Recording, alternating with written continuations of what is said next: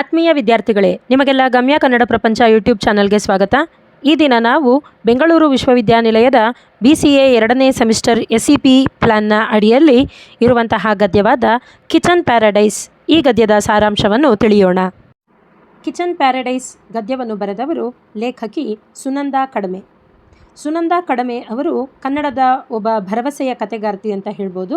ಇವರು 1967ರಲ್ಲಿ ಉತ್ತರ ಕನ್ನಡ ಜಿಲ್ಲೆಯ ಅಲಗೇರಿ ಅನ್ನುವಂತಹ ಗ್ರಾಮದಲ್ಲಿ ಜನಿಸ್ತಾರೆ. ಇವರು ಬರೆದಿರ್ತಕ್ಕಂತಹ ಕೆಲವು ಕಥಾ ಸಂಕಲನಗಳೆಂದರೆ ಪುಟ್ಟ ಪಾದದ ಗುರುತು, ಗಾಂಧಿ ಚಿತ್ರದ ನೋಟು, ಕಂಬಗಳ ಮರೆಯಲ್ಲಿ, ತುದಿ ಮಡಿಚಿಟ್ಟ ಪುಟ ಅನ್ನುವಂಥದ್ದು ಇವರ ಕಥಾ ಸಂಕಲನಗಳಾಗಿದೆ. ಸೀಳುದಾರಿ ಅನ್ನೋದು ಇವರ ಕವನ ಸಂಕಲನ ಆಗಿದೆ. ಪಿಸುಗುಡುವ ಬೆಟ್ಟಸಾಲು, ಪಡುವಣದ ಕಡಲ ನುಡಿ ಅನ್ನುವಂಥದ್ದು ಇವರ ನುಡಿ ಚಿತ್ರಗಳಾಗಿದೆ. ಬರೀ 2 ರೆಕ್ಕೆ, ಎಳನೀರು ಕಾದಂಬರಿಗಳಾಗಿದೆ. ಕರ್ನಾಟಕ ಸಾಹಿತ್ಯ ಅಕಾಡೆಮಿ ಪ್ರಶಸ್ತಿ ಇವರಿಗೆ ದೊರೆತಿದೆ. ಹಾಗೆ BM ಶ್ರೀ ಮತ್ತು ತ್ರಿವೇಣಿ DS ಕರ್ಕಿ ಪ್ರಶಸ್ತಿಗಳು ಕೂಡ ಇವರಿಗೆ ದೊರಕಿದೆ. ವಿಜಯ ಕರ್ನಾಟಕ ಮತ್ತು ಕನ್ನಡಪ್ರಭ ಹಾಗೂ ಸಂಯುಕ್ತ ಕರ್ನಾಟಕ ಕಥಾ ಸ್ಪರ್ಧೆಯಲ್ಲಿ ಬಹುಮಾನಗಳನ್ನು ಕೂಡ ಇವರು ಪಡೆದಿದ್ದಾರೆ. ಡೈನಾಮಿಕ್ ವಿಲ್ಲಾದ ಮೊದಲನೇ ಅಂತಸ್ತು ಅಥವಾ ಮೇಲಂತಸ್ತಿನ ಒಂದು ಮನೆ. ಆ ಮನೆಯ ಬಾಗಿಲಿಗೆ ನೀಲಿ ಬಣ್ಣದ ಒಂದು ಚೌಕಟ್ಟನ್ನು ಹಾಕಿರ್ತಾರೆ. ಆ ಬಾಗಿಲ ಮುಂದೆ ಮರೂನ್ ಕಲರ್ ಕಾಟನ್ ನೈಟಿಯನ್ನು ಹಾಕ್ಕೊಂಡು ಅದನ್ನು ಮರೆಮಾಚೋದಕ್ಕಂತ ಹೇಳಿ ಗಂಡ ಶಿವರಾಮನ ಒಂದು ಸ್ಕೈ ಬ್ಲೂ ಶರ್ಟನ್ನು ಹಾಕಿಕೊಂಡು ವೀಣಾ ಕೂತಿರ್ತಾಳೆ ಬಾಗಿಲಲ್ಲಿಯೇ. ಕೆಳಗಿನ 3 ಬಟನ್ಗಳನ್ನ ತೆಗೆದುಕೊಂಡಂತಹ ಆ ಶರ್ಟಿನ 2 ತುದಿಯನ್ನು ಶಾರುಖ್ ಖಾನ್ ಶೈಲಿಯಲ್ಲಿ ಹೊಟ್ಟೆಗೆ ಮಡಚಿ ಗಂಟು ಹಾಕ್ಕೊಂಡು ಉದ್ದ ತೋಳನ್ನು ಮೊಣಕೈ ತನಕ ನೀಟಾಗಿ ಮಡಚಿರ್ತಾಳೆ. ಆಗಷ್ಟೇ ತಲೆಗೆ ಸ್ನಾನ ಮಾಡಿಕೊಂಡು ಸೊಂಪಾದ ಕೂದಲನ್ನು ಆರಿಸ್ಕೊಳ್ತಾ ಆ ಕೂದಲಿನ ತುದಿಯೊಂದಿಗೆ ಆಟ ಆಡ್ತಾ ಆಕೆ ಯಾವುದೋ ಒಂದು ಲೋಕದಲ್ಲಿ ಕಳೆದು ಹೋಗಿರ್ತಾಳೆ. ಯಾವಾಗಿನ ಹಾಗೆ ಕೆಳ ರಸ್ತೆಯಲ್ಲಿ ಕಿರುಚಾಡುತ್ತಾ ಒಂದು ಮಕ್ಕಳ ಒಂದು ಲೋಕನೇ ಅಲ್ಲಿ ಆಟ ಆಡ್ತಾ ಇರುತ್ತೆ. ಹಳದಿಯ ಚಂದ ಅಕ್ಷರಗಳಲ್ಲಿ ಬರೆಸ್ಕೊಂಡಂತಹ ಗೀಜಗನ ಗೂಡಿನಂತಿದ್ದಂತಹ ಒಂದು ಆಟೋ ರಿಕ್ಷಾ ಬರಬಹುದು, ಅದರಲ್ಲಿ ಇನ್ನೇನು ತನ್ನವರು ಬಂದೇ ಬಿಡಬಹುದು ಅಂತ ಹೇಳಿ ಆಕೆ ಕಾಯ್ತಾ ಎದುರು ನೋಡ್ತಾ ಇರ್ತಾಳೆ.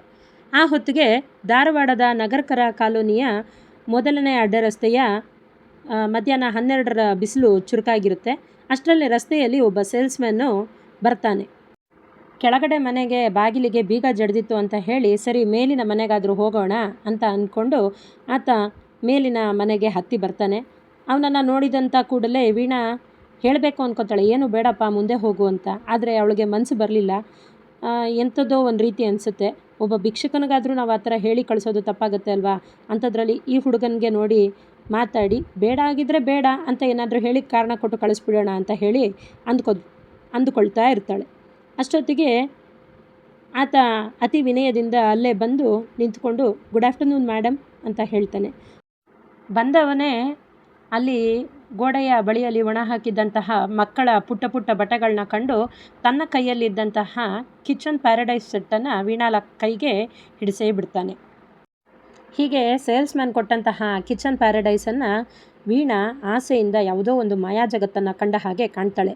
ಚಿಕ್ಕ ಚಿಕ್ಕ ಸ್ಟೀಲಿನ ಬಾಂಡ್ಲಿ, ಮೋಡಿ ಮಾಡೋ ಹಾಗೆ ಇದ್ದಂತಹ ಸೌಟು, ಮಕ್ಕಳ ನಟರಾಜ ರಬ್ಬರಷ್ಟೇ ಸಣ್ಣ ತೂತನ್ನು ಹಿಂಡಿರುವಂತಹ ಮಣೆ, ಗುಟುಕ್ಕೆ ಚಹಾ ಹಿಡಿಯುವಂತಹ ಹಿಡಿಕೆಯುಳ್ಳಂತಹ ಚಹಾದ ಒಂದು ಕೈಬಟ್ಲು, ಸವೆದ ಸಣ್ಣ ಪೆನ್ಸಿಲ್ ಅಷ್ಟೇ ಇದ್ದಂತಹ ಚಪಾತಿ ಲಟಿಸುವಂಥ ಕೋಲು, 2 ಇಂಚಿನ ಹಳದಿ ಚಹಾದ ಗ್ಲಾಸು, ಜೊತೆಗೆ ಅಮೃತಾಂಜನ ಬಾಟಲಿಯ ಮುಚ್ಚಳದ ಹಾಗೆ ಇರುವಂತಹ ಗಿಡ್ಡ ಕಾಲಿನ ದುಂಡಾದ ಚಪಾತಿ ತಟ್ಟುವಂಥ ಮಣೆ, ದೊಡ್ಡವರ ಆಕಾಯಿ ಗ್ಯಾಸ್ ಒಲೆಯನ್ನೇ ಹೋಲುವಂತಹ ಪುಟ್ಟ ಗ್ಯಾಸ್ ಸ್ಟೌವು, ದಾರದ ರೀಲಿನಷ್ಟೇ ಚಿಕ್ಕದಾಗಿದ್ದಂತಹ ಪೊಳ್ಳಾದ ಪ್ಲಾಸ್ಟಿಕ್ಕಿನ ಕೆಂಪು ಇಂಡೇನ್ ಸಿಲಿಂಡರು, 4 ಆಣೆ ಚೂರಿನಷ್ಟೇ ಇದ್ದಂತಹ ಬೌಲುಗಳು, ₹1 ನಾಣ್ಯದಷ್ಟೇ ಇದ್ದಂತಹ ಚಿಕ್ಕ ಚಿಕ್ಕ ತಟ್ಟೆಗಳು, ಗೋಟೆ ಗಾತ್ರದ ಗುಂಡು ತಂಬಿಗೆ, ವಾಟೆಗಳು, ಅನ್ನ ಸಾರು ಮಾಡೋಕ್ಕಿರುವಂತಹ ಚೂರು ದೊಡ್ಡದಾದಂಥ ನಮ್ಮ ಲೋಟದಾಕಾರದಲ್ಲಿರುವಂತಹ 2 ದೊಡ್ಡ ಪಾತ್ರೆ. ಆ ಕಿಚನ್ ಸೆಟ್ಟು ಯಾವುದೋ ಒಂದು ಮಾಯಾ ಜಗತ್ತನ್ನೇ ವೀಣಾಳ ಕಣ್ಣ ಮುಂದೆ ತೆರೆದಿಡ್ತು ಅಂತ ಇಲ್ಲಿ ತಿಳಿಸ್ತಾರೆ. ಅದನ್ನೆಲ್ಲ ನೋಡಿದಂತಹ ವೀಣಾಗೆ ಬೇಡಪ್ಪ ಹೋಗು ಅಂತ ಹೇಳಿ ಸೇಲ್ಸ್ಮನ್ನ ಕಳಿಸೋದಕ್ಕೆ ಮನಸ್ಸೇ ಆಗಲಿಲ್ಲ. ಪ್ರಿಂಟ್ ರೇಟ್ ಎಷ್ಟಿದೆ ಅಂತ ನೋಡ್ತಾಳೆ. ₹150 ಇರುತ್ತೆ. ಆಗ ಸೇಲ್ಸ್ಮನ್ ಹೇಳ್ತಾನೆ, ಅದರ ಮೇಲೆ ₹150 ಇದೆ ಮೇಡಮ್, ಆದರೆ ನೀವು ನನಗೆ ₹100 ಕೊಡಿ ಸಾಕು ಅಂತ ಹೇಳಿ ಇನ್ನು ಈ ಸೆಟ್ಟನ್ನು ತಗೊಳ್ಳೇಬೇಕು ಅಂತ ಹೇಳಿ ವೀಣಾಳಿಗೆ ಬೆನ್ನಿಗೆ ಬಿದ್ದಂತಹ ರೀತಿಯಲ್ಲಿ ಸೇಲ್ಸ್ಮನ್ ವಿದಾಯನಾಗಿ ನಡ್ಕೊಳ್ತಾ ಇದ್ದ. ಚಹಾದ ಅಂಗಡಿಯೊಂದರಲ್ಲಿ ಕಪ್ಪು ಬಸಿಯನ್ನು ತೊಳಿತಾ ಹಾಗೆಯೇ ಕಷ್ಟಪಟ್ಟು ದುಡಿತಾ ಕಾಲೇಜನ್ನು ಕಲಿತ್ಕೊಂಡು ಮುಂದೆ DC ಆಫೀಸಲ್ಲಿ ಒಂದು ಕಾರಾಕೂನಿಕೆ ಕೆಲಸಕ್ಕೆ ಸೇರಿಕೊಂಡಂತಹ ಅವನು ವೀಣಾಳ ಗಂಡ ಶಿವರಾಮ. ಇಲ್ಲಿ ಕಾರಾಕೂನಿಕೆ ಅಂತ ಅಂದರೆ ಗುಮಾಸ್ತನ ಕೆಲಸಕ್ಕೆ ಸೇರಿಕೊಂಡಂತಹ ವ್ಯಕ್ತಿ, ಅಂದರೆ ಕ್ಲರಿಕಲ್ ಜಾಬ್ಗೆ ಸೇರಿಕೊಂಡಂತಹ ವ್ಯಕ್ತಿ ಅಂತ ಹೇಳಿ ತಿಳಿಬೋದು. ಇದ್ದಾಗ ಫ್ಯಾಮಿಲಿ ಪ್ಯಾಕ್ ಐಸ್ ಕ್ರೀಮ್ನೇ ತಂದು ಕೊಡ್ತಿದ್ದ. ಇಲ್ಲದೆ ಹೋದಾಗ 1ನೇ ತಾರೀಕು ಬಂದೇ ಬಿಡ್ತದೆ ಅಂತ ಹೇಳಿ ಕಾಯ್ಕೊಂಡು ಕೂತಿರ್ತಿದ್ದ. ಹಾಗಾಗಿ ತಿಂಗಳ ಕೊನೆ ಬಂತು ಅಂತಂದರೆ ಶಿವರಾಮನ ಹೆಂಡತಿ ವೀಣಾಳ ಪರ್ಸಲ್ಲಿ 20 ರೂಪಾಯಿಗಿಂತ ಹೆಚ್ಚು ಕಾಸೇ ಇರ್ತಿರಲಿಲ್ಲ ಅಂತ ಹೇಳ್ಬೋದು. ಈ ಸತ್ಯ ಅದಾಗ ಎಂಥದ್ದೋ ಕೋರ್ಸ್ ಮುಗಿಸಿ ಬೀದಿಗೆ ಬಿದ್ದ ಆ ಹುಡುಗನಿಗಾದರೂ ಹೇಗೆ ಗೊತ್ತಾಗುತ್ತೆ? ಈಗ ತಾನೇ ಕೆಲಸ ಮಾಡಿ ಇಂಟೆನ್ಸಿವು ಸ್ಯಾಲರಿ ತಗೊಂಡು ಚೆನ್ನಾಗಿ ಬೆಳಿಬೇಕು ಅಂತ ಆ ಸೇಲ್ಸ್ಮನ್ ಅಂದ್ಕೊಂಡಿರ್ತಾನೆ. ಅಂತಹ ಒಂದು ಕಷ್ಟನ ಅವನಿಗೆ ತಾನೇ ಹೇಗೆ ತಿಳಿಸೋಕ್ಕಾಗುತ್ತೆ ಅಂತ ಹೇಳಿ ಆಕೆ ತಿಳಿದುಕೊಂಡು ಏನು ಮಾಡೋದು ಇವಾಗ ಅಂತ ಯೋಚನೆ ಮಾಡ್ತಿರ್ತಾಳೆ. ಕಿಚನ್ ಸೆಟ್ನ ಬೈ ಮಾಡಬೇಕಾ ಬೇಡವಾ ಅಂತ ಹೇಳಿ. ಆದರೆ ಅದೃಷ್ಟ ಅನ್ನೋ ಹಾಗೆ ಸೌದತ್ತಿ ಎಲ್ಲಮ್ಮನ ಗುಡ್ಡಕ್ಕೆ ಹೋಗಿ ಕಾಣಿಕೆ ಹಾಕೋದಕ್ಕೆ ಅಂತ ಹೇಳಿ 6-7 ತಿಂಗಳಿಂದ ಪುಟ್ಟ ಏಲಕ್ಕಿ ಡಬ್ಬದಲ್ಲಿ ವೀಣಾ 100 ರೂಪಾಯಿ ನೋಟೊಂದನ್ನು ತೆಗೆದಿಟ್ಟಿರ್ತಾಳೆ. ಅದು ಅವಳಿಗೆ ಸಡನ್ನಾಗಿ ನೆನಪಾಗುತ್ತೆ. ಕ್ಷಣಾರ್ಧದಲ್ಲಿ ಆ ದುಡ್ಡನ್ನು ತಂದುಕೊಟ್ಟು ಆ ಕಿಚನ್ ಪ್ಯಾರಡೈಸ್ ಸೆಟ್ಟನ್ನು ಸೇಲ್ಸ್ಮೆನ್ನಿಂದ ತೆಗೆದುಕೊಂಡು ಒಳಗಡೆಗೆ ಬಂದಳು. ಸ್ಕೂಲಿಂದ ಮಕ್ಕಳು ಬರುವಂತಹ ಸಂದರ್ಭದಲ್ಲಿ ತಾನಿದನ್ನು ತೋರಿಸಿದ್ರೆ ಅವ್ರಿಗೆಷ್ಟು ಖುಷಿ ಆಗುತ್ತಲ್ವಾ ಅಂತ ಹೇಳಿ ವೀಣಾ ತಿಳ್ಕೊಂಡು ಖುಷಿ ಪಡ್ತಾ ಇರ್ತಾಳೆ, ಸಂಭ್ರಮಿಸ್ತಾ ಇರ್ತಾಳೆ. ಮದುವೆ ಆದಂತಹ ಹೊಸದರಲ್ಲಿ ಎಲ್ಲರ ಹಾಗೆ ಪಾರ್ಲೆ ಬಿಸ್ಕೆಟ್ ಪ್ಯಾಕೆಟಿನ ಚಿತ್ರದಲ್ಲಿರುವಂತಹ ಮುದ್ದು ಕಂದಮ್ಮನ ರೀತಿ ನನ್ನ ಒಂದು ಜೀವನದಲ್ಲೂ ಕೂಡ ಒಂದು ಪುಟ್ಟ ಮಗು ಬರುತ್ತೆ. ಅದು ಮುದ್ದಾಗಿರುತ್ತೆ. ಅದರ ಬೆರಳುಗಳು ಪುಟ್ಟದಾಗಿರುವಂಥ ಗುಂಡುಗಿರುವಂತಹ ಕೈಗಳು ನೋಡಿ ನಾನು ಮುಂದೆ ಆನಂದ ಪಡ್ಬೋದು ಅಂತ ಹೇಳಿ ವೀಣಾ ಭಾವಿಸ್ಕೊಂಡಿರ್ತಿದ್ಲು ಯಾವಾಗಲೂ ಕೂಡ. ಒಮ್ಮೆ ವಿದ್ಯಾಗಿರಿಯ ಶಾರದಾಂಬ ಮಠಕ್ಕೆ ಹೋದಾಗ 2 ಗಂಡು ಮಕ್ಕಳನ್ನೇ ಮಾಡಿಕೊಂಡಂತಹ ಶಿವರಾಮನ ಚಡ್ಡಿ ದೋಸ್ತು ಸಿಗ್ತಾನೆ. ಅವನು ನಿನ್ನ ಹೆಂಡತಿ ಮಕ್ಕಳು ಎಲ್ಲೋ ಅಂತ ಹೇಳಿ ಶಿವರಾಮನನ್ನು ಸಹಜವಾಗಿ ಕೇಳ್ತಾನೆ. ಆಗ ಹೆಂಡತಿಯನ್ನು ಕರೆದು ಶಿವರಾಮ ತೋರಿಸ್ತಾನೆ. ಇಲ್ಲಿ ನೋಡು, ಇಲ್ಲಿ ಆಡ್ತಾ ಇದ್ದಾರಲ್ಲ ಇವರೆಲ್ಲರೂ ನಮ್ಮ ಮಕ್ಕಳೇ ಅಂತ ಹೇಳಿ ನಕ್ಕು ಬಿಡ್ತಾನೆ. ನಂತರ ಇದ್ದಲ್ಲೇ ಸುಧಾರಿಸ್ಕೊಂಡು ಗೊತ್ತಿಲ್ವೇನಯ್ಯ ವಿದ್ಯಾಧರ, ಈಕೆನೂ ಕೂಡ ನನಗೆ ಒಂದು ಮಗು ಇದ್ದಂತೆ, ಈಕೆಯನ್ನು ಸಂಭಾಳಿಸೋದೆ ಕಷ್ಟ ಮಾರಾಯ ಅಂತ ಹೇಳಿ ತನ್ನ ಹೆಂಡತಿ ವೀಣಾಳನ್ನು ತೋರಿಸ್ತಾನೆ. ಇದನ್ನು ಕೇಳಿಸ್ಕೊಂಡಂತಹ ವಿದ್ಯಾಧರ, ಅಯ್ಯೋ ನನ್ನಿಂದ ಒಂದು ಅಚಾತುರ್ಯ ನಡೆದೋಯ್ತಲ್ಲ, ತನ್ನಿಂದ ತಪ್ಪಾಗೋಯ್ತು ಮಾರಾಯ, ಸಾರಿ ಕ್ಷಮಿಸ್ಬಿಡು, ಬೇಜಾರು ಮಾಡ್ಕೋಬೇಡ, ಏನು ನಿನಗೆಂಥ ಮಹಾ ವಯಸ್ಸಾಗಿದೆ, ಆಗತ್ತೆ ಬಿಡು ಮುಂದಕ್ಕೆ ಮಕ್ಕಳು ಅಂತ ಹೇಳಿ ತಲೆ ಮೇಲೆ ಆಕಾಶದ ತುಂಡು ಹರಿದು ಬಿದ್ದ ಹಾಗೆ ಮುಖವನ್ನು ಮಾಡ್ಕೊಂಬಿಟ್ಟ ವಿದ್ಯಾಧರ. ಅದನ್ನು ಗಮನಿಸ್ಕೊಂಡಂತಹ ಶಿವರಾಮ, ಪರವಾಗಿಲ್ಲ ಬಿಡು ವಿದ್ಯಾಧರ, ಅದೆಲ್ಲ ಏನಿಲ್ಲ, ಅಡ್ಡಿ ಇಲ್ಲ ಅಂತ ಹೇಳಿ ಅವನನ್ನು ಕೂಡ ಶಿವರಾಮನೇ ಸಮಾಧಾನ ಪಡಿಸ್ತಾನೆ. ಹೀಗೆ ಶಿವರಾಮ ಮತ್ತು ವೀಣಾರ ಜೀವನದಲ್ಲಿ ಆಗೊಮ್ಮೆ ಈಗೊಮ್ಮೆ ಈ ರೀತಿಯಾದಂತಹ ಪ್ರಕರಣಗಳು ನಡೀತಾ ಇರ್ತಿತ್ತು. ಮನೆಗೆ ಬಂದಾದಮೇಲೆ ವೀಣಾ ಆ ದಿನದ ಸೀರೆ ಬಟ್ಟೆ ಅವುಗಳನ್ನು ಬದಲಾಯಿಸದೆ ಹಾಸಿಗೆ ಮೇಲೆ ಮಲ್ಕೊಂಡು ಹಳೆ ಸಿನಿಮಾದ ದುರಂತ ನಾಯಕಿ ಹಾಗೆ ಅಳ್ತಾ ಇದ್ಲು. ಆಮೇಲೆ ಶಿವರಾಮ ಬಂದು ತನ್ನ ಮಡದಿಯಾದಂತಹ ವೀಣಾಳನ್ನು ಅಕ್ಕರೆಯಿಂದ ಮಾತಾಡಿಸಿ, ಆಯಿತು ಹತ್ರ ಮಕ್ಕಳಾಗ್ಬಿಡುತ್ತಾ, ಏನಿಲ್ಲ ನಾವು ಪ್ರಯತ್ನಿಸಿದ್ರೆ ಮಕ್ಕಳಾಗುತ್ತೆ ಅಂತ ಹೇಳಿ ಆಕೆಯನ್ನು ಸಮಾಧಾನ ಪಡಿಸ್ತಿದ್ದ. ಇದೇನು ಕಣ್ಣೀರೋ ಅಥವಾ ಸಿಂಬಳನೋ ಗೊತ್ತಾಗ್ತಾ ಇಲ್ಲ, ಅಳು ನಿಲ್ಸು ಮಾರೈತಿ ಅಂತ ಹೇಳಿ ನಗಿಸ್ಬಿಡ್ತಿದ್ದ. ನಂತರ 2 ಮನೆಯ ಅಜ್ಜಿಯಂದಿರ ಕೆಂಗಣ್ಣಿಗೆ ಬಲಿಯಾಗಿ ಪೂಜೆ ಪುನಸ್ಕಾರ ಶಾಂತಿ ಅಂತ ಎಲ್ಲ ಹೇಳಿ ದೇವಸ್ಥಾನ ಅಂತ ಎಲ್ಲ ಹೇಳಿ ಓಡಾಡಿದ್ದಾಯಿತು. ಆಮೇಲೆ ಒಂದು ದಿನ ಕಂಡವರ ಹತ್ರ ಬೈಸ್ಕೊಂಡು ಸತತ 10 ವರ್ಷ ಆಸ್ಪತ್ರೆಯಿಂದ ಆಸ್ಪತ್ರೆಗೆ ಇಬ್ಬರು ಕೂಡ ಮಕ್ಕಳ ವಿಚಾರವಾಗಿ ಅಲಿತಾರೆ. ಕೊನೆಗೆ ಸಪ್ತಾಪುರದ ಮಂಗಳ ನರ್ಸಿಂಗ್ ಹೋಮಲ್ಲಿ 3ನೇ ಸಾರಿ ವೀಣಾ ಚಿಕಿತ್ಸೆಗೆ ಅಂತ ಹೇಳಿ ಅಡ್ಮಿಟ್ ಆಗ್ತಾಳೆ. ಆಗ ಶಿವರಾಮ ತನ್ನ ಮದುವೆಗೆ ಉಡುಗೊರೆಯಾಗಿ ಬಂದಂತಹ ಫ್ಲಾಸ್ಕಲ್ಲಿ ರುಚಿಯಾದಂತಹ ಚಹಾವನ್ನು ಮಾಡಿಕೊಂಡು ಆಕೆಯನ್ನು ಮಾತಾಡಿಸ್ಲಿಕ್ಕೆ ಅಂತ ಹೇಳಿ ಬರ್ತಾನೆ. ಆದರೆ ಅಷ್ಟೊತ್ತಿಗೆ ವೀಣಾ ತುಂಬ ಸುಸ್ತಾಗಿ ಹೋಗಿರ್ತಾಳೆ. ಅವಳನ್ನು ನೋಡಿದಂಥ ಶಿವರಾಮಂಗೆ ಅನಿಸುತ್ತೆ, ಯಾವ ಮಕ್ಕಳು ಬೇಡ ಮರಿಯೂ ಬೇಡ, ಜೀವವಿದ್ರೆ ಸಾಕು, ನಾನು ಅವಳ ಜೊತೆ ಬದುಕೊಂಡು ಹೆಂಗೋ ಸಂಸಾರ ಮಾಡ್ಕೊಂಡಿರ್ತೀನಿ ಅಂತ ಹೇಳಿ ತಿಳಿತಾನೆ. ಆ ಸಲ ಆಸ್ಪತ್ರೆಯಿಂದ ಮನೆಗೆ ಬರುವಾಗ ಆಟೋದಲ್ಲಿ ಕೂತ್ಕೊಳ್ಳೋದಕ್ಕಾಗ್ತೇನೂ ಕೂಡ ತುಂಬ ಕಷ್ಟಪಡ್ತಿದ್ಲು ವೀಣಾ. ತುಂಬ ಆಕೆಗೆ ರಕ್ತಸ್ರಾವ ಆಗ್ತಾಯಿತ್ತು, ಬ್ಲೀಡಿಂಗ್ ಆಗ್ತಾಯಿತ್ತು. ಆಕೆಯ ವೇದನೆಯನ್ನು ನೋಡ್ತಿದ್ದಂತಹ ವೀಣಾಳ ಗಂಡ ಶಿವರಾಮ ಇನ್ಯಾವತ್ತೂ ಕೂಡ ಆಸ್ಪತ್ರೆ ಮೆಟ್ಟಿಲನ್ನೇ ಹತ್ತಿಸಬಾರ್ದು ಅಂತ ಹೇಳಿ ಶಪಥವನ್ನು ಮಾಡ್ತಾರೆ. ಹೀಗೆ ಒಮ್ಮೆ ಅಪರೂಪಕ್ಕೆ ತವರಿಗೆ ಹೋಗಿದ್ದಂತಹ ವೀಣಾ ತಿರುಗಿ ಬರುವಾಗ ಗೋವಾದಲ್ಲಿದ್ದಂತಹ ತನ್ನ ತಂಗಿ ರೇಖಾ 3ನೇ ಬಾರಿಗೆ ತಾಯಿ ಆಗ್ತಾ ಇದ್ದಾಳೆ ಅನ್ನುವಂತಹ ಹೊಸ ವಿಷಯವನ್ನು ತೆಗೆದುಕೊಂಡು ಬರ್ತಾಳೆ. ಅವಳಿಗೆ ಒಂದು ಹೆಣ್ಣು ಮಗು ಮತ್ತು ಗಂಡು ಮಗು ಆಗಲೇ ಇದ್ದಿದ್ದರಿಂದ ಮುಂದಕ್ಕೆ ಹುಟ್ಟುವಂತಹ 3ನೇ ಮಗು ಯಾವುದಾದ್ರೂ ಆಗಿರಲಿ ಅದನ್ನು ವೀಣಾಳಿಗೆ ಕೊಟ್ಟು ಬಿಡ್ತೀನಿ ಅಂತ ಹೇಳಿ ಆಕೆ ಮತ್ತು ಆಕೆಯ ಗಂಡ ಒಪ್ಕೊಂಡಿದ್ದು ಉಂಟು. ಅದನ್ನು ಬಂದು ಶಿವರಾಮನಿಗೆ ಆಕೆ ಖುಷಿಯಿಂದ ಹೇಳ್ತಾಳೆ. ಎಲ್ಲರೂ ಈ ಮೂರನೇ ಮಗುವನ್ನು ಪಡೆದುಕೊಳ್ಳಿಕ್ಕೆ ಒಪ್ಕೊಂಡಿದ್ದಾರೆ ಅಂತ ತಿದ್ದಂಗೆ ವೀಣಾ ಯಾವತ್ತೋ ತಾನು ಕಲ್ತಿದ್ದಂತಹ ಒಂದು ಕಲಿಕೆಯನ್ನು ನೆನಪಿಸ್ಕೊಂಡು ಗುಲಾಬಿ ಉಲ್ಲನ್ ಸ್ವೆಟರನ್ನು ಹೆಣೆಯೋದಕ್ಕೆ ಶುರು ಮಾಡಿದ್ಲು.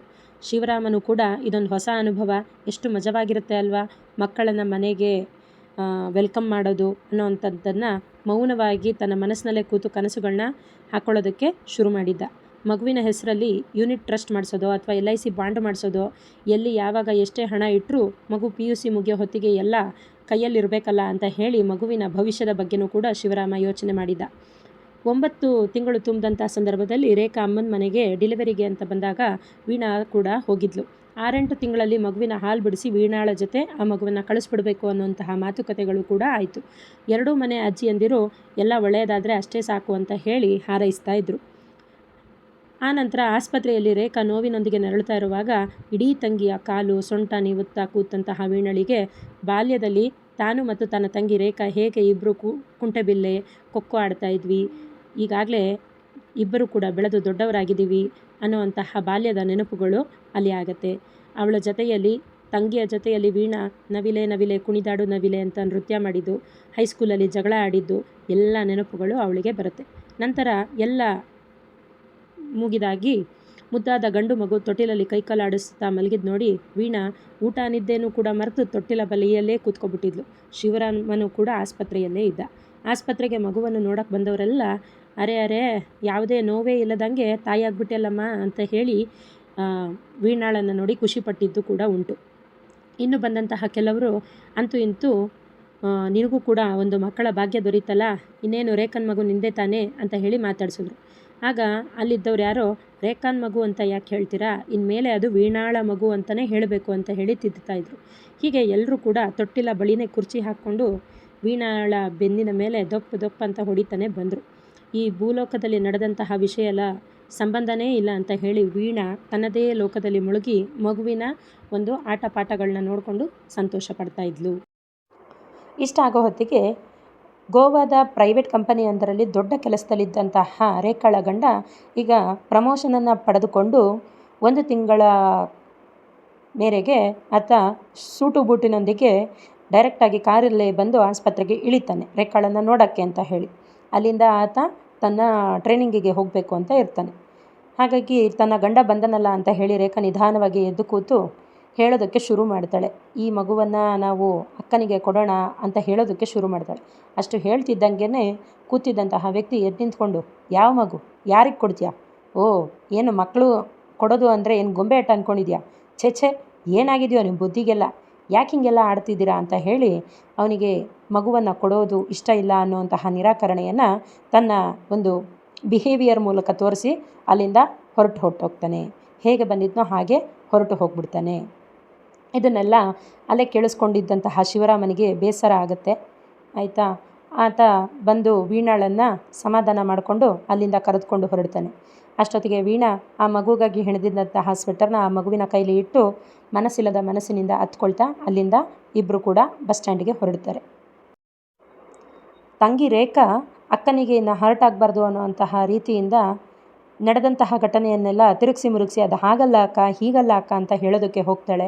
ಆದರೆ ವೀಣಾ ಅದು ಯಾವುದಕ್ಕೂ ಪ್ರತಿಕ್ರಿಯೆ ನೀಡದೇ ಇದ್ದಂಥ ಸಂದರ್ಭದಲ್ಲಿ ತಾಯಿ ವೀಣಾ ಮತ್ತು ರೇಖಾಳ ತಾಯಿ, ಇದಮ್ಮ ನನ್ನ ಮಗಳ ನಸೀಬು ಅಂದರೆ ಅವಳು ಎಷ್ಟೊಂದು ಕಷ್ಟಪಡ್ತಿದ್ದಾಳೆ ಗೊತ್ತಾ ಅಂತ ಹೇಳಿ ಆಕೆಯ ಕಷ್ಟವನ್ನು ವೀಣಾಳಿಗೆ ಹೇಳೋದಕ್ಕೆ ನೋಡ್ತಾರೆ. ಆದರೆ ಇದು ಯಾವುದನ್ನು ಕೂಡ ಕೇಳಿಸಿಕೊಳ್ಳುವಂತಹ ಪರಿಸ್ಥಿತಿಯಲ್ಲಿ ವೀಣಾ ಇರಲಿಲ್ಲ. ಹಾಗಾಗಿ ಶಿವರಾಮ ಆಕೆಯನ್ನು ಕರೆದುಕೊಂಡು ಹೊರಡ್ತಾನೆ. ದುಃಖದಲ್ಲಿದ್ದಂತಹ ವೀಣಾಳನ್ನು ಶಿವರಾಮ ಸಂತೈಸ್ತಾನೆ. ಧಾರವಾಡಕ್ಕೆ ಕರೆದುಕೊಂಡು ಹೋಗೋದಕ್ಕೆ ಸಿದ್ಧನಾಗ್ತಾನೆ. ಬಸ್ಸಲ್ಲಿ ತೊಡೆ ಮೇಲೆ ಮಲ್ಕೊಂಡಿದ್ದಂತಹ ವೀಣಾಗೆ ಶಿವರಾಮ ಹೇಳ್ತಾನೆ, ಇಷ್ಟರಲ್ಲೇ ಆಗಿದ್ದು ಒಳ್ಳೆಯದಾಯಿತು ಬಿಡು, ಇಲ್ಲ ಅಂದಿದ್ರೆ ಮುಂದೆ ನಾವು ಇನ್ನೆಷ್ಟು ಬೇಜಾರು ಪಟ್ಕೋಬೇಕಾಗಿತ್ತೋ ಅಂತ ಹೇಳಿ ಸಮಾಧಾನ ಮಾಡ್ತಾನೆ. ಆಗ ವೀಣಾ ಹೇಳ್ತಾಳೆ, ನನಗೆ ತುಂಬ ಸಂಕಟ ಆಗ್ತಾಯಿದೆ, ಅದರಿಂದ ನನಗೆ ಚಾಕ್ಲೇಟ್ ಬೇಕು, ತೊಗೊಂಬನ್ನಿ ಅಂತ ಹೇಳ್ತಾಳೆ. ಆಗ ಶಿವರಾಮ ಕಿಟಕಿಲಿ ನಿಂತ್ಕೊಂಡು ಕೇಳ್ತಾನೆ, ಯಾವ ಚಾಕ್ಲೇಟ್ ಬೇಕು ಅಂತ. ಆಗ ನಂಗೆ ಕಾಫಿ ಬೈಟೇ ಬೇಕು, ನಂಗೆ ಬೇರೆ ಯಾವುದು ಬೇಡ ಅಂತ ಹೇಳಿ ಆಕೆ ರಾಗವನ್ನು ತೆಗಿತಾಳೆ. ಕೊನೆಗೆ ಅಲ್ಲಿಂದ ಹೊರಟು ತಮ್ಮ ಮನೆಗೆ ಬರ್ತಾರೆ. ಶಿವರಾಮ ವೀಣಾ ಇಬ್ಬರು ಕೂಡ ಮನೆಗೆ ಬರ್ತಾರೆ. ಮನೆಗೆ ಬಂದು ಇದ್ದಿದ್ದರಲ್ಲೇ ಸ್ವಲ್ಪ ರುಚಿಯಾಗಿ ಅಡುಗೆ ಗಿಡಿಗೆ ಮಾಡಿಕೊಂಡು TV ಮುಂದೆ ಕೂತು ಊಟ ಮಾಡಿ ಬಂದಂತಹ ಯಾವುದೋ ಒಳ್ಳೆಯ ಹಾಡುಗಳನ್ನ ಕೇಳಿಸ್ಕೊಂಡು ಸುದೀಪ್ ಮೀಸೆ ಬಿಟ್ಟರೆ ಎಷ್ಟು ಚೆಂದ ಕಾಣ್ತಾನೆ ಅಲ್ವಾ ಅಂತ ಹೇಳಿ ಮಾತಾಡ್ಕೊಳ್ತಾ ಆ ದಿನವನ್ನು ಮುಗಿಸ್ತಾರೆ. ಮಾರನೇ ದಿನ ಬೆಳಗ್ಗೆ ಎದ್ದವಳೆ ವೀಣಾ ಎಲ್ಲ ರೂಮಿನ ಕಿಟಕಿ ಮತ್ತು ಬಾಗಿಲುಗಳನ್ನ ಸರಿಯಾಗಿ ತೆಗೆದು ಹಾಕ್ತಾಳೆ. ಹೊರಗಿನ ವಿಶಿಷ್ಟ ಗಾಳಿ ಬೆಳಕು ಮನೆಯೊಳಗಡೆಗೆ ಬರೋದಕ್ಕೆ ಶುರುವಾಗುತ್ತೆ. ಬೆಡ್ರೂಮಿನ ಕಿಟಕಿಯಿಂದಲೇ ಪಕ್ಕದ ಕುಲಕರ್ಣಿಯವರ ಮನೆಯ ಅಡುಗೆ ಮನೆ ಕಿಟಕಿಯೂ ಕೂಡ ತೆಗೆದಿರೋದು ಕಾಣಿಸುತ್ತೆ. ಅಲ್ಲಿ ತೊಗರಿಬೇಳೆ ಡಬ್ಬ ಕಣ್ಣಿಗೆ ಬಿದ್ದಿದ್ದೆ ಆ ಎರಡೂ ಕಿಟಕಿಗಳ ಮಧ್ಯೆ ಯಾವುದೋ ಒಂದು ಆತ್ಮೀಯತೆ ಇದೆ ಅನ್ನೋ ಅಂತಹ ರೀತಿಯಲ್ಲಿ ಅನ್ಸಕ್ಕೆ ಶುರುವಾಗುತ್ತೆ ಅಲ್ಲಿ. ಯಾಕಂದರೆ ಚಿಂಟು ಅನ್ನುವಂತಹ ಚಿಕ್ಕ ಮಗು ಗ್ಯಾಸ್ ಕಟ್ಟೆ ಮೇಲೆ ಕೂತ್ಕೊಂಡು ಹಾರ್ಲಿಕ್ಸ್ ಕುಡಿತಾ ಇರ್ತಾನೆ. ಕಿಚನಿನ ಕಿಟಕಿಗೆ ಹೋದರೆ ಪಿಂಕಿಯ ಮಮ್ಮಿ ಮಗುವನ್ನು ಗದರ್ಕೊಳ್ತಾ ಬೆಡ್ಶೀಟನ್ನು ಮಡಚಿಡ್ತಾ ಇರ್ತಾರೆ. ಹೊರಗಡೆ ಬಾಗಿಲು ತೆಗೆದು ಗ್ಯಾಲರಿಯಲ್ಲಿ ನಿಂತ್ಕೊಂಡ್ರೆ ನಾಯಿ ಇದೆ ಎಚ್ಚರಿಕೆ ಅಂತ ಬೋರ್ಡ್ ಹಾಕಿದಾರಲ್ಲ, ಆ ಬೋರ್ಡಿನ ಆಚೆ ಪಾಟೀಲರ ಮನೆ ಇರುತ್ತೆ. ಆ ಮನೆ ಗಾರ್ಡನ್ನಲ್ಲಿ ಗೊಂಬೆ ಆಗಿರುವಂತಹ ಸೋನು ಸ್ವಲ್ಪ ಹೊತ್ತು ಈ ಆಂಟಿಯನ್ನೇ ನೋಡ್ತಾಳೆ, ಯಾರು ಇವರು ಅಂತ. ನಂತರ ಆ ಮಗು ಆಂಟಿಯ ಜೊತೆಗೆ ನಗುವನ್ನು ಸೇರಿಸ್ಕೊಂಡು ಅವರಿಬ್ಬರು ಸ್ನೇಹಿತರಾದಂಥ ರೀತಿ ಆಗ್ತಾರೆ. ಮೇಲಿನಿಂದನೇ ಬಗ್ಗಿ ಕೆಳಕ್ಕೆ ಆಲಿಸಿದ್ರೆ ಕೆಳಗಿನ ಮನೆ ಅಲ್ಲಿ ಬ್ಯಾಂಕ್ ಒಂದರಲ್ಲಿ ಕ್ಯಾಶಿಯರ್ ಆಗಿ ಕೆಲಸ ಮಾಡ್ಕೊಂಡಿದ್ದಂತಹ ಮೇರಿ ಡಿಸೋಜಾ ಅವರು ಡ್ಯೂಟಿಗೆ ಹೋಗೋದಕ್ಕೆ ಮುಂಚೆ ಗಡಿಬಿಡಿಯಲ್ಲಿ ಚಟಪಟ ಅನ್ನುವಂತಹ ಸದ್ದಿನೊಂದಿಗೆ ಒಗ್ಗರಣೆಯನ್ನು ಸಿಡಿಸ್ತಾ ಇರ್ತಾರೆ.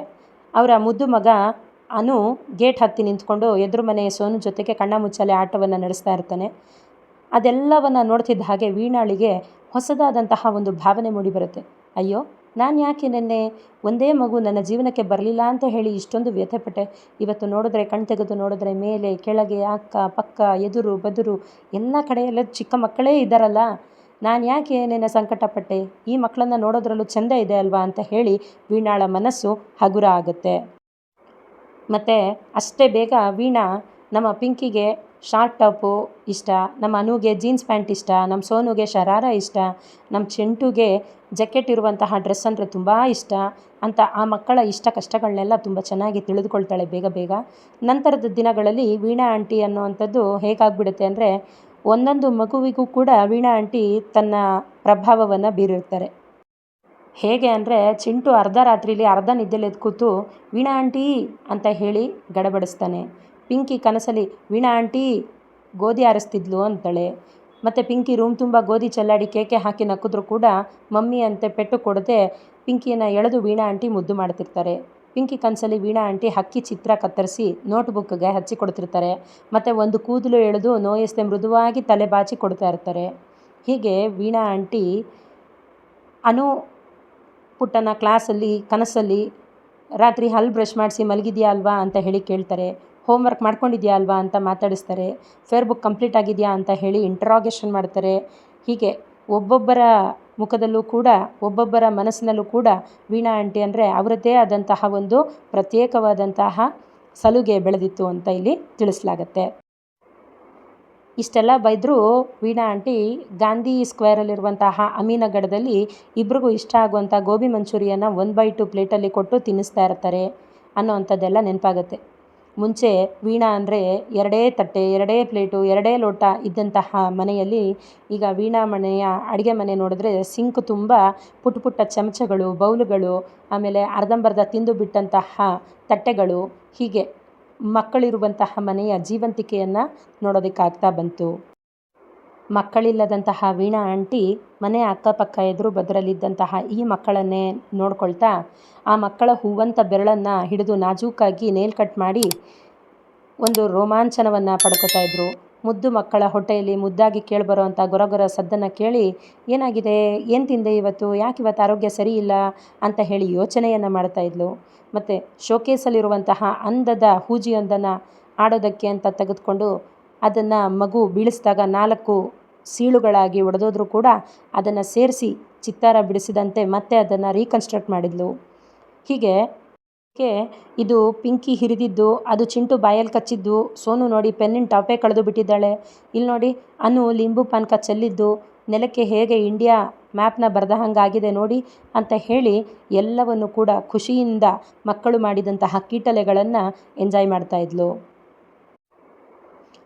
ಈ ಮಕ್ಕಳುಗಳು ಕೊಟ್ಟಂತಹ ಒಂದು ಸಂತೋಷದಿಂದ ವೀಣಾಳ ಮನೇಲಿ ಮೊದಲು ಯಾವಾಗ ನೋಡಿದ್ರೂ ಕೂಡ ಡಸ್ಟ್ಬಿನ್ನಲ್ಲಿ ಮಾತ್ರೆ ಚೀಟಿಗಳು ಹರಿದು ಬಿಸಾಕಿದ್ದಂತಹ ಪೇಪರ್ಗಳು ಕಾಣಿಸ್ತಾ ಇದ್ದರೆ ಈಗ ಮಕ್ಕಳು ಮಾಡಿರುವಂತಹ ಪೆನ್ಸಿಲ್ ಶೇವಿಂಗು, ಆಮೇಲೆ ಅವರು ಬರೆದು ಬಿಟ್ಟಂತಹ ಚಿಕ್ಕ ಪುಟ್ಟ ಕ್ರಯನ್ಸಲ್ಲಿ ಮಾಡಿದಂತಹ ಡ್ರಾಯಿಂಗ್ಗಳು, ಆಮೇಲೆ ನೋಟ್ಬುಕ್ಕಿನ ಮೇಲೆ ಗೆರೆ ಎಳೆದು ಮಾಡಿರುವಂತಹ ದೋಣಿಗಳು ಇವುಗಳೇ ಕಾಣಿಸ್ತಾ ಇತ್ತು. ಅಂದರೆ ಜೀವನೇ ಇಲ್ಲದಿರುವಂತಹ ಮನೆಯಲ್ಲಿ ಮಕ್ಕಳಿಂದಾಗಿ ಜೀವಂತಿಕೆಯ ಭಾವನೆ ಮೂಡಿ ಬಂದಿದೆ ಅನ್ನೋದನ್ನು ನಾವಿಲ್ಲಿ ತಿಳಿಬೇಕಾಗತ್ತೆ ಮಕ್ಕಳೇ. ಊಟದ ಹೊತ್ತಿಗೇನಾದರೂ ಈ ಮಕ್ಕಳು ಎದ್ದು ಬಿಟ್ಟರೆ, ಅದರಲ್ಲೂ ಅನು ಮತ್ತು ಸೋನು ಅಂತೂ ಆಂಟಿ ಹಾಗೇನೆ ಚಕ್ರಪಟ್ಟೆ ಹಾಕ್ಕೊಂಡು ಕೂತ್ಕೊಂಡು ಪ್ಲೇಟಲ್ಲಿ ಎರಡೇ ಎರಡು ತುತ್ತಾದರೂ ಅನ್ನ ಕಲಸಿ ತಿನ್ನಿಸ್ಕೋಬೇಕಾಗಿತ್ತು. ಊಟ ಅಂದರೆ ಮೈಲು ದೂರ ಓಡೋಗ್ತಿದ್ದಂಥ ಚಿಂಟು ಮತ್ತು ಪಿಂಕಿ ಈಗ ಪೊಟ್ಯಾಟೊ ಫ್ರೈಯನ್ನು ಮತ್ತು ತೋತಾಪುರಿ ಹಣ್ಣಿನ ಉದ್ದುದ್ದ ತುಣುಕನ್ನು ಬಾಯಲ್ಲಿಟ್ಕೊಂಡು ಟಿ ವಿಯಲ್ಲಿ ಕಾರ್ಟೂನ್ ನೋಡುತ್ತಾ ಕೂತ್ಕೊಂಡ್ಬಿಡ್ತಾಯಿದ್ರು. ಈಳಿಗೆ ಮನೆ ಮಕ್ಕಳ ಕೈಗೆ ಸಿಗದಂತೆ ಹೊಸ ಜಾಗವನ್ನು ಪಡೆದಿತ್ತು. ಏಕೆಂದರೆ ಚಿಕ್ಕ ಮಕ್ಕಳಿಗೆ ಶಾರ್ಪ್ ಆಗಿರೋದು ಯಾವುದು, ಚುಚ್ಚೋದು ಯಾವುದು ಅನ್ನೋದು ಗೊತ್ತಾಗ್ತಾ ಇರಲಿಲ್ವಲ್ಲ. ಆದ್ದರಿಂದ ಬ್ಲೇಡು, ಚಾಕುವಿನಂತಹ ಶಾರ್ಪ್ ಆಗಿರುವಂತಹ ವಸ್ತುಗಳು ಎಲ್ಲೆಲ್ಲೋ ಹೋಗಿ ಅಡಗಿ ಕೂತ್ಕೊಂಡ್ಬಿಟ್ಟಿದ್ವು. ಹಾಗೆಯೇ ಶಿವರಾಮನ ಅಮೇರಿಕಾದ ಫ್ರೆಂಡ್ ಒಬ್ಬ ತಂದುಕೊಟ್ಟಂತಹ ರಿಚ್ ಫ್ರ್ಯಾಗ್ನೆನ್ಸ್ ಅನ್ನುವಂಥ ಟಾಲ್ಕಮ್ ಪೌಡ್ರು ಅದರ ಮುಚ್ಚಳವನ್ನು ಮುಚ್ಚಿ ಯಾವುದೋ ಕಾಟಿನಡಿಯಲ್ಲಿ ಇಟ್ಟುಬಿಟ್ಟಿದ್ರು. ಯಾಕೆ ಅಂದರೆ ಮಕ್ಕಳಿಗೆ ಗೊತ್ತಾದರೆ ಇದೆಲ್ಲವನ್ನು ಹಾಳು ಮಾಡಿಬಿಡ್ತಾರೆ ಅನ್ನುವಂತಹ ಭಯದಿಂದ. ಈಗ ನಿಮ್ಮ ಮನೆಯನ್ನು ಕೂಡ ನೆನಪಿಸ್ಕೊಳ್ಳಿ ವಿದ್ಯಾರ್ಥಿಗಳೇ. ನೀವು ಚಿಕ್ಕವರಿದ್ದಾಗ ಹೀಗೆ ಮನೆಯಲ್ಲಿ ಎಷ್ಟೋ ವಸ್ತುಗಳನ್ನು ಜೋಪಾನ ಮಾಡ್ತಾಯಿದ್ರು. ಇನ್ನೊಮ್ಮೆ ಏನಾಗುತ್ತಂದರೆ, ಅನು ಪುಟ ಇದ್ದಾನಲ್ಲ, ಅವನು ಅಂಕಲ್ನ ಜೀವದಂತಿದ್ದಂತಹ ಈ ರಿಚ್ ಫ್ರ್ಯಾಗ್ನೆನ್ಸ್ ಪೌಡ್ರನ್ನು ನೆಲಕ್ಕೆ ಹಾಕಿ ತಿಕ್ಕಿ ಆಟಾಡ್ತಾ ಕೂತ್ಕೊಂಡ್ಬಿಟ್ಟಿದ್ದ. ಅದ್ರ ಬಗ್ಗೆ ಕೇಳಿದ್ರೆ ಅಂಕಲ್ಲು ಅದು ಕ್ಯಾರಮ್ ಬೋರ್ಡ್ಗೆ ಹಾಕೋ ಪೌಡ್ರು ಅಂತ ಬೇರೆ ಹೇಳಿದರು. ಆಮೇಲಿಂದ ದಿನ ಡ್ಯೂಟಿಗೆ ಹೋಗೋ ಹೊತ್ತಿಗೆ ಶಿವರಾಮಂಗೆ ಆ ಪೌಡ್ರ್ ಡಬ್ಬನ ಎತ್ತಿಟ್ಟೋಗೋದೇ ಕೆಲಸ ಆಗಿಬಿಟ್ಟಿತ್ತು. ವೀಣಾ ಅಂತೂ ಮಕ್ಕಳ ಜೊತೆಗೆ ತಾನೂ ಒಬ್ಬಳು ಮಕ್ಕಳಾಗೆ ಹೋಗ್ಬಿಟ್ಟಿದ್ಲು ಅಂತ ಹೇಳಬಹುದಾಗಿತ್ತು. ಅಪರೂಪಕ್ಕೆ ಯಾವಾಗಲಾದರೂ ಮಳೆ ಬಿಸಿಲುಗಳ ನಡುವೆ ವಾತಾವರಣದಲ್ಲಿ ಕಾಮನಬಿಲ್ಲು ಕಾಣಿಸ್ತಾ ಇದ್ದರೆ ಆಕೆನೂ ಕೂಡ ಮಕ್ಕಳ ಜೊತೆ ಸೇರಿ ಕಾಮನಬಿಲ್ಲು ಅಂತ ಹೇಳಿ ಸಂತೋಷ ಪಡ್ತಾ ಇದ್ಲು. ಇದು ವೀಣಾಳ ಜೀವನದ ಒಂದು ಸ್ಥಿತಿಯಾಗಿತ್ತು. ಈ ಹಿಂದಿನ ಘಟನೆಗಳನ್ನೆಲ್ಲ ನೆನಪಿಸ್ಕೊಳ್ತಾ ಇರೋಂತಹ ಟೈಮಲ್ಲೇ ರಸ್ತೆಯಲ್ಲಿ ಆಟೋ ಹಾರ್ನ್ ಮಾಡಿಕೊಂಡು ಬಂದೇ ಬಿಡುತ್ತೆ.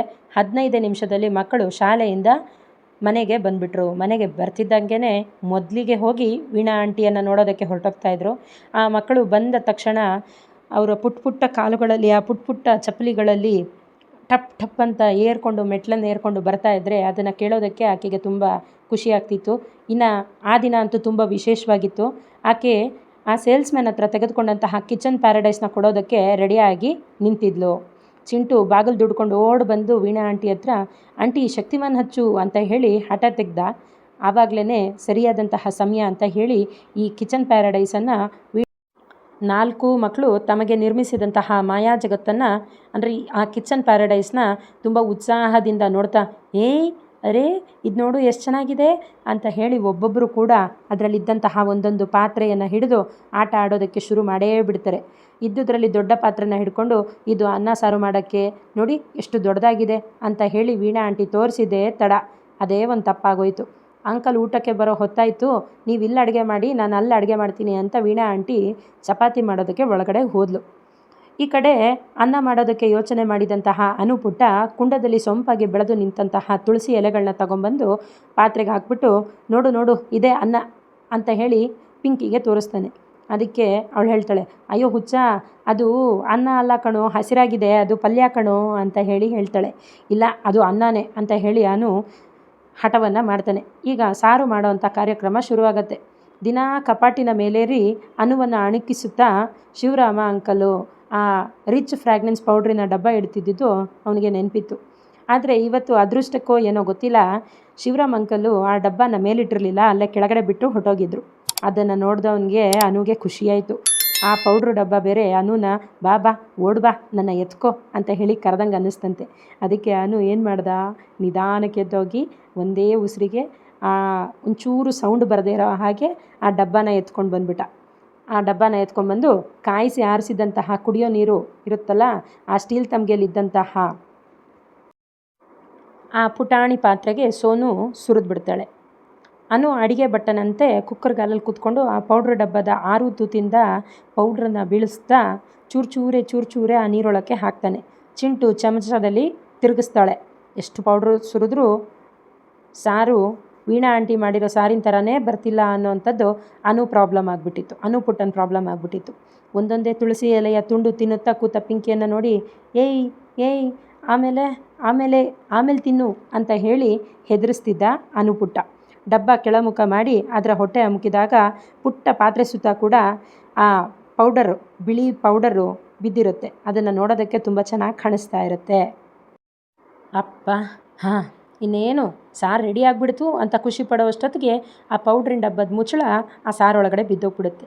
ಏನು ಮಾಡಬೇಕು ಅಂತ ತಿಳಿದೇ ಇರೋ ಮಕ್ಕಳು ವೀಣಾ ಆಂಟಿ ಹತ್ರ ಓಡೋಗಿ, ಆಂಟಿ ಆಂಟಿ ಆ ಮುಚ್ಚಳ ಇದರಲ್ಲಿ ಬಿದ್ದುಬಿಡ್ತು ತೆಗೀರಿ ಅಂತ ಹೇಳಿ ಹಠ ಮಾಡೋದಕ್ಕೆ ಶುರು ಮಾಡ್ತಾನೆ ಅನು ಪುಟ್ಟ. ಆಗ ವೀಣಾ ಆಂಟಿ ಬಂದು ಆಚೆ ನೋಡಿದ್ರೆ, ಹಾಂ ಇದೇನ್ರೋ ಇದು ಪೌಡ್ರು ಡಬ್ಬ ಇಲ್ಲಿದೆ, ಪೌಡ್ರ್ ಎಲ್ರೋ ಅಂತ ಹೇಳಿ ಆಶ್ಚರ್ಯದಿಂದ ಕೇಳಿದಾಗ ಅನು ಹೇಳ್ತಾನೆ, ಸಾರು ಮಾಡಿದ್ದೀನಿ ನೋಡು ಆಂಟಿ ಅಂತ ಹೇಳಿ ತೋರಿಸ್ತಾನೆ. ವೀಣಾಳ ಕೈಕಾಲು ಒಮ್ಮೆಗೇ ಭಯದಿಂದ ನಡಗೋದಕ್ಕೆ ಶುರುವಾಗುತ್ತೆ. ಯಾಕೆಂತಂದರೆ ವರ್ಷಕ್ಕೊಂದ್ಸಲ ಶಿವರಾಮನಿಗೂ ಮತ್ತು ವೀಣಂಗೂ ಇದೇ ಪೌಡರ್ ವಿಚಾರಕ್ಕೆ ಜಗಳ ಆಗ್ತಾ ಇರುತ್ತೆ. ಹಾಗಾಗಿ ಇವತ್ತು ಮತ್ತೆ ಆ ಜಗಳ ಆಡೋ ದಿನ ಬಂದ್ಬಿಡ್ತಾ ಅಂತ ಹೇಳಿ ಆಕೆಗೆ ಭಯ ಆಗುತ್ತೆ. ಇನ್ನು ಶಿವರಾಮ ಅಂತೂ ಡಿ ಸಿ ಆಫೀಸಲ್ಲಿರೋ ಫೈಲ್ ಬ್ಯಾಲೆನ್ಸ್ ಲೆಕ್ಕ ಹಾಕಿ ಹರಿದ್ರೂ ಪರವಾಗಿಲ್ಲ, ಮನೇಲಿ ಬಂದುಬಿಟ್ರೆ ಮಾತ್ರ ಮರಗುಳಿ ಹಾಗೆ ಮರವಿನ ಕಾಯಿಲೆ ಇರೋನ ಹಾಗೆ ಚಿಂಟುನ ಪಿಂಕಿ ಅಂತಲೇ, ಪಿಂಕುನ ಸೋನು ಅಂತಲೇ, ಸೋನುನ ಅನು ಅಂತಲೇ ಮಕ್ಕಳ ಹತ್ರ ತಮಾಷೆ ಮಾಡಿಕೊಂಡು ಇರ್ತಿದ್ದ. ಇನ್ನು ವೀಣಾ ಅಂತೂ ತನ್ನದೇ ಮಕ್ಕಳು ಅನ್ನುವಂತಹ ರೀತಿಯಲ್ಲಿ ಜನವರಿ ತಿಂಗಳು ಮುಂದಿನ ತಿಂಗಳಲ್ಲಿ ಅನು ಪುಟ್ಟಂದು ಬರ್ತ್ಡೇ ಇದೆ, ಸ್ಕೂಲಲ್ಲಿ ಸೋನುದು ಫ್ಯಾನ್ಸಿ ಡ್ರೆಸ್ ಇದೆ ಅಂತ ಹೇಳಿ ಒಂದೊಂದನ್ನೇ ಯಾವಾಗಲೂ ಕೂಡ ಜ್ಞಾಪಕ ಮಾಡ್ತಾ ಇರ್ತಿದ್ಲು. ಇದ್ದಕ್ಕಿದ್ದಂಗೆ ಶಿವರಾಮನಿಗೆ ರಿಪೇರಿಗೆ ಕೊಟ್ಟಂತಹ ಕೊಟಕ್ ಕ್ಯಾಮರಾವನ್ನು ತೆಗೆದುಕೊಂಡು ಬರಬೇಕು ಅಂತ ಹೇಳಿ ನೆನಪಾಗತ್ತೆ. ಮೊದಲ ಶಾಟ್ಗೋಸ್ಕರ ಶಿವರಾಮ ಆಂಟಿ ಮತ್ತು ಮಕ್ಕಳ ಜೊತೆ ಕಿಚನ್ ಪ್ಯಾರಡೈಸ್ ಬರುವಂತೆ ಫೋಟೋವನ್ನು ಕೂಡ ಹೊಡಿತಾನೆ. ಕ್ಯಾಮರಾವನ್ನು ವೀಣಾಳ ಕೈಗೆ ಇಟ್ಟು, ನೀನು ದಿನ ನನ್ನ ಶರ್ಟ್ ಹಾಕ್ಕೊಂಡು ಕೂತ್ಕೊಂಡಿರ್ತೀಯಲ್ವ ಟೆರೆಸ್ ಮೇಲೆ, ಈಗಿರು ನಾನು ಮಾಡ್ತೀನಿ ಅಂತ ಹೇಳಿ ಇದ್ದಕ್ಕಿದ್ದಂಗೆ ಒಳಗಡೆ ಹೋದವನೇ ಶಿವರಾಮ ಡ್ರೆಸ್ಸು ತೆಗೆದು ಬನ್ನಿನ ಮೇಲೆ ಹೆಂಡತಿಯ ಹೊಸ ನೈಟಿಯನ್ನು ಹಾಕ್ಕೊಂಡು ಗಂಭೀರವಾಗಿ ರೂಮಿಂದ ಹೊರಗಡೆಗೆ ಬರ್ತಾನೆ. ಆ ಶಿವರಾಮನ ವಿಚಿತ್ರ ವೇಷವನ್ನು ನೋಡಿದಂತಹ ಮಕ್ಕಳಿಗೆ ಮತ್ತು ವೀಣಾಳಿಗೆ ಅಯ್ಯೋ ಅಂಕಲ್ ಅಂತ ಹೇಳಿ ಬಿದ್ದು ನಗೋದಕ್ಕೆ ಶುರು ಮಾಡ್ತಾರೆ. ವೀಣಾ ಆ ಕ್ಷಣದಲ್ಲಿ ಹೇಳ್ತಾಳೆ ಗಂಡನ ನೋಡ್ಬಿಟ್ಟು, ಆ ಹೊಸ ನೈಟಿಲಿ ಏನಾದರೂ ಒಂಚೂರು ಹರಿದೋಗ್ಬೇಕಲ್ಲ, ಆಮೇಲೆ ಇದೆ ಮತ್ತೆ ನಿಮ್ಮನ್ನು ನೋಡ್ಕೋತೀನಿ ಅಂತ ಬೈತಾಳೆ. ಆಗ ಶಿವರಾಮ ಹೇಳ್ತಾನೆ, ನೀನು ಮಾತ್ರ ದಿನ ನನ್ನ ಶರ್ಟ್ ಹಾಕ್ಕೋಬೋದಾ, ನಾನು ನಿನ್ನ ನೈಟಿ ಹಾಕ್ಕೊಂಡು ಓಡಾಡ್ತೀನಿ ಇರು ಅಂತ ಹೇಳಿ ಇವತ್ತು ಶಿವರಾಮ ಓಡಾಡ್ತಾನೆ. ವೀಣಾ ಶಿವರಾಮನ ಸುತ್ತ ಓಡಿಸ್ಕೊಂಡು ಅಟ್ಟಾಡಿಸ್ಕೊಂಡು ಮನೆ ಸುತ್ತ ಓಡಾಡ್ತಾಳೆ. ಇದನ್ನು ನೋಡಿದಂತಹ ಮಕ್ಕಳು ತುಂಬ ಸಂತೋಷ ಪಡ್ತಾರೆ. ಹಾಗೆ ಓಡಾಡ್ತಾ ಇರುವಾಗಲೇ ಶಿವರಾಮನಿಗೆ ತನ್ನ ಅಚ್ಚುಮೆಚ್ಚಿನ ಪೌಡ್ರಿನ ಪರಿಮಳ ಬರುತ್ತೆ. ಇದ್ಯಾಕೆ ಈ ಪೌಡ್ರ್ ಸ್ಮೆಲ್ ಬರ್ತಾ ಇದೆಯಲ್ಲ ಅಂತ ಹೇಳಿ ಅಲ್ಲೇ ಹುಡುಕ್ತಾನೆ. ಅಲ್ಲೇ ಹುಡುಕಿದ್ರೆ ಆ ಖಾಲಿ ಡಬ್ಬ ಅಲ್ಲೇ ಬಿದ್ದಿರುತ್ತೆ. ಅದನ್ನು ನೋಡಿದವನೇ ಏನಿದು ಅಂತ ಹೇಳಿ ಗಂಭೀರವಾಗಿ ಕೇಳಿದಾಗ, ಹೌದಾ ಏನಾಯಿತು ಅಂತ ಹೇಳಿ ಹೆಂಡತಿ ನೋಡ್ತಾಳೆ. ಮಕ್ಕಳೆಲ್ಲ ಟಿ ವಿ ನೋಡ್ಕೊಳ್ತಾ ಸೈಲೆಂಟಾಗಿ ನಮಗೂ ಅದಕ್ಕೂ ಸಂಬಂಧನೇ ಇಲ್ಲ ಅಂತ ಹೇಳಿ ಕೂತ್ಕೊಂಡ್ಬಿಡ್ತಾರೆ.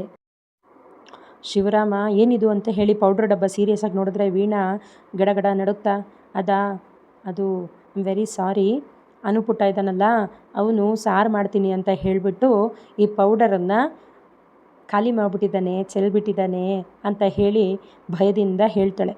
ಹೌದಾ ಎಲ್ಲಿ ತೋರಿಸು ಮತ್ತೆ, ಓ ಈ ಅಮೇರಿಕಾ ಪೌಡ್ರಲ್ಲಿ ಸಾರು ಬೇರೆ ಆಗುತ್ತಾ ಅಂತ ಹೇಳಿ ಶಿವರಾಮ ಬಂದು ವೀಣಾಳಿಗೆ ಆ ಸಾರನ್ನು ತೋರಿಸೋದಕ್ಕೆ ಹೇಳ್ತಾನೆ. ಕೂಡಲೇ ವೀಣಾ ಜಿಗಿದಾಡಿಕೊಂಡು ಖುಷಿಯಲ್ಲಿ ಹೋಗಿ ಎತ್ತಿಟ್ಟಿದ್ದ ಆ ಪೌಡ್ರ್ ಸಾರಿನ ಪುಟ್ಟ ಪಾತ್ರೆನ ತಗೊಂಬಂದು ತೋರಿಸ್ತಾಳೆ. ದಂಪತಿಗಳಿಬ್ಬರು ಎದುರು ಬದರಾಗಿ ಕೂತ್ಕೊಂಡು, ಓಹೋ ಏನು ಚೆನ್ನಾಗಿ ಮಾಡಿದ್ದಾರೆ ಸಾರು, ಪೌಡ್ರಲ್ಲೂ ಕೂಡ ಸಾರು ಮಾಡ್ಬೋದು ಅಂತ ಗೊತ್ತೇ ಇರಲಿಲ್ಲ ಅಂತ ಹೇಳಿ ಅಚ್ಚರಿಯಿಂದ ಆ ಪುಟ್ಟ ಪಾತ್ರೆಯೊಳಗೆ ಬಗ್ಗಿ ನೋಡ್ತಾರೆ. ಪೌಡ್ರೆಲ್ಲ ಕೆಳಗಡೆ ಹೋಗಿಬಿಟ್ಟಿರುತ್ತೆ. ನೀರು ತಿಳಿಯಾದ ಬಿಳಿ ಬಣ್ಣಕ್ಕೆ ತಿರುಗಿರುತ್ತೆ. ಆ ದುಂಡಾದ ತಿಳಿಹಾಲ ವಿಶ್ವದಲ್ಲಿ ಅಂದರೆ ಆ ಪಾತ್ರೆ ಒಳಗಡೆ ಇದ್ದಂತಹ ಪುಟ್ಟ ಜಾಗದಲ್ಲಿ ಗಂಡ ಹೆಂಡತಿ ಅಂದರೆ ವೀಣಾ ಮತ್ತು ಶಿವರಾಮನ ಇಬ್ಬರ ಪ್ರತಿಬಿಂಬವು ಕೂಡ ಅಸ್ಪಷ್ಟವಾಗಿ ಕಾಣಿಸ್ತಾ ಇರುತ್ತೆ. ಅದರಲ್ಲಿ 4 ಕಣ್ಣುಗಳು ಮಾತ್ರ ಮಿನುಗ್ತಾ ಇರುತ್ತೆ. ಅಂದರೆ ಮಕ್ಕಳು ಎಲ್ಲಿರ್ತಾರೋ ಆ ಮನೆಯಲ್ಲಿ ನಗು ತುಂಬಿ ತುಳುಕ್ತಾ ಇರುತ್ತೆ, ಸಂತೋಷ ಹೆಚ್ಚಿಗೆ ಇರುತ್ತೆ ಅನ್ನುವಂಥದ್ದನ್ನು ಈ ಪಾಠದಲ್ಲಿ ನಾವು ಕಾಣ್ಬೋದು. ಜೊತೆಗೆ ಆ ಮಕ್ಕಳು ನಮಗೇ ಹುಟ್ಟಿರುವಂತಹ ಮಕ್ಕಳಾಗಿರಬೇಕು ಅಂತ ಏನೂ ಇಲ್ಲ. ನಮಗೆ ಮಕ್ಕಳಾಗಿಲ್ಲದಿದ್ದರೂ ಕೂಡ ಸುತ್ತಮುತ್ತ ಇರುವಂತಹ ಮಕ್ಕಳನ್ನು ಕೂಡ ನಮ್ಮವರು ಅಂತ ಹೇಳಿ ಭಾವಿಸಿಕೊಂಡು ನಾವು ಆ ಮಕ್ಕಳ ಪ್ರೀತಿಯನ್ನು ಪಡಿಬಹುದು. ಹಾಗಾಗಿ ದಾಂಪತ್ಯದಲ್ಲಿ ಗಂಡ ಹೆಂಡತಿಯ ನಡುವೆ ಸಾಮರಸ್ಯ ಇರಬೇಕು ಅನ್ನುವಂಥದ್ದನ್ನು ಕಿಚನ್ ಪ್ಯಾರಡೈಸ್ ಪಾಠ ನಮಗಿಲ್ಲಿ ತಿಳಿಸ್ಕೊಡುತ್ತೆ ಮಕ್ಕಳೇ. ಮುಂದಿನ ಗದ್ಯಗಳ ವಿವರಣೆಗಾಗಿ ನಿರಂತರವಾಗಿ ಗಮ್ಯ ಕನ್ನಡ ಪ್ರಪಂಚ ಯೂಟ್ಯೂಬ್ ಚಾನಲನ್ನು ಲೈಕ್ ಮಾಡಿ, ಶೇರ್ ಮಾಡಿ, ಸಬ್ಸ್ಕ್ರೈಬ್ ಮಾಡಿ. ಧನ್ಯವಾದಗಳು.